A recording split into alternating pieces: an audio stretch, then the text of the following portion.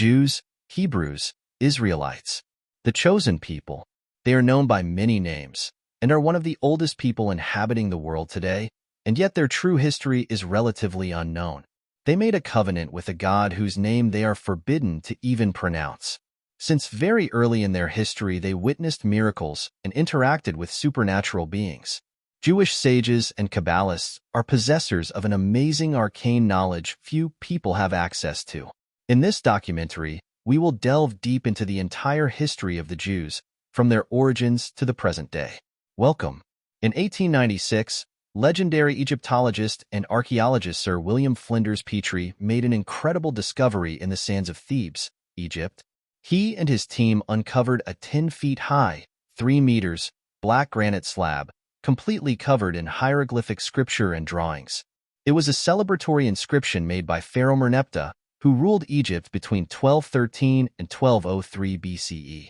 Most of the Merneptah Stele describes his victory against the Libyan invaders who threatened his reign and his predecessors, Ramesses the Great. Libya was known at the time as the Land of the Nine Bows, because they were unbeatable in ranged combat.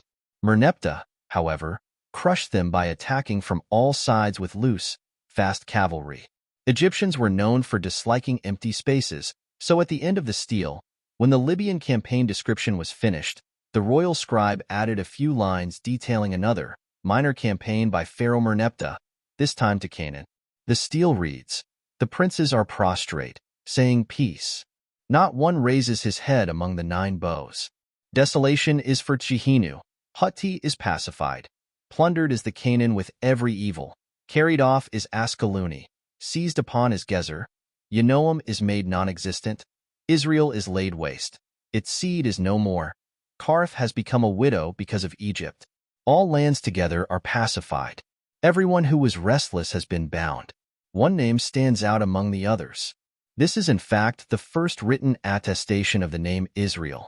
It is clear that they were well-established neighbors to Egypt, and even more, a palpable threat to their power. Otherwise, they would not even be named in such an important royal document. More interesting is the fact that the first known mention of the people of Israel describes precisely their defeat. The stele claims its seed is no more, implying that Egypt killed every last one of the Israeli men. And perhaps they thought they did, but somehow, the people of Israel managed to survive and build an impressive heritage. As we will see throughout this video, this theme of destruction, survival, and resurrection will become common in Jewish history. Now, before we continue, we must address a common historical misconception. According to the biblical books of Genesis and Exodus, Israelites living in the Nile Delta were captured and enslaved by the Egyptian Pharaoh. The official story says that when Egyptian kings decided to build the pyramids, they used Israeli slaves, which they called Hebrews. Actually, the only thing that is real in such a story is the name, as Hebrew is in fact how the Egyptians called nomadic Israelites, to distinguish them from other Canaanites. The truth is, the pyramids were already there by the time Jews appeared in history, and Egyptians would never allow foreigners so close to all their most important secrets that were buried within the pyramids. During the times of Ramesses the Second, also known as Ramesses the Great, short before, Pharaoh Merneptah published his now famous stele, a Hebrew magician by the name of Moses arrived in Egypt. The Bible claims that he was prompted to free the Hebrew slaves by the one true God, Yahweh, who presented himself in the form of a burning bush at the top of Mount Horeb. But the truth is much more interesting than that. As we have stated, there were no Hebrew slaves in Egypt. The only Hebrews that lived in Egypt had established themselves in the northern Delta area, a green, fertile zone where they cultivated their foods and traded with nomadic Canaanites and Libyans. Yahweh was a warrior god, a supernatural entity capable of enormous destruction and revenge, and he despised the polytheistic Egyptians. However, Israelites were not ready to fight against the mighty armies of Egypt at the height of their power, and those who lived in the Delta preferred to worship the Egyptian gods and live at their leisure instead of surviving in the desert. This angered Yahweh. He then sent a single man, Moses, to assert the power of the one God, Yahweh, and asked the Egyptians to deport Hebrews to the desert. Moses and his brother Aaron appeared before the Pharaoh and asked him to free the Israelites. The Pharaoh then demanded that Moses perform a miracle, as proof of his prowess as a magician. Aaron then throws down the staff of Moses to the ground, where it turns into a giant snake. This did not impress the pharaoh, who instructed his court magicians to do exactly the same. Every Egyptian magician was easily able to summon a snake out of thin air, but then Moses' snake devoured the others. The pharaoh considered this to be an insolence, and so he threw both Moses and Aaron out of his palace.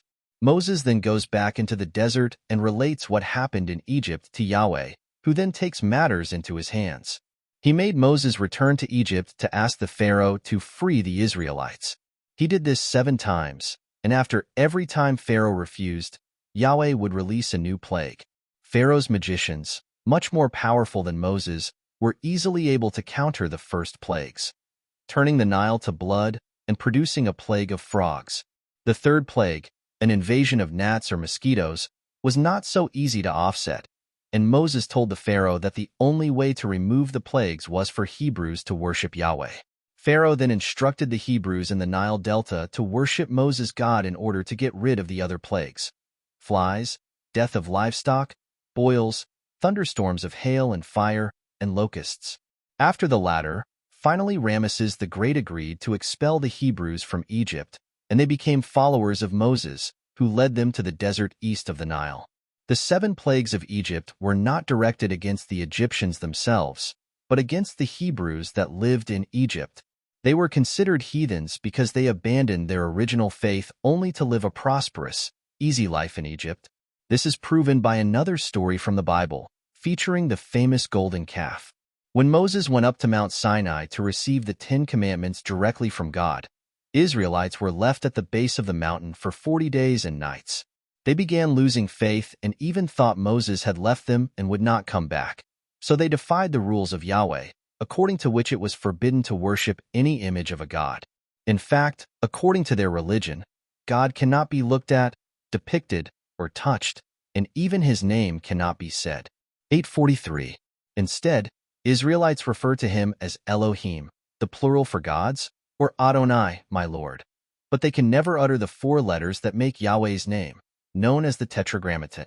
At the base of Mount Sinai, Israelites gathered all their golden rings and earrings, melted them, and made Aaron build an image of a calf.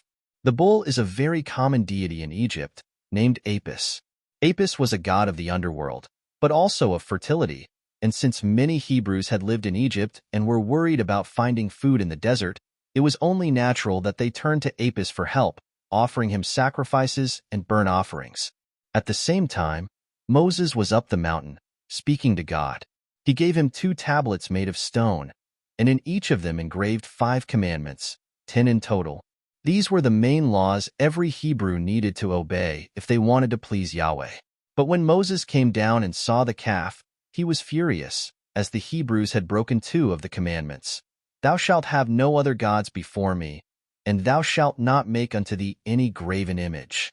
He burnt down the golden calf in a fire, ground it to powder, mixed it with water, and forced the Israelites to drink that.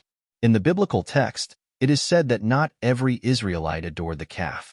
Now, at this point, a couple of precisions about the origins of Israelites are needed.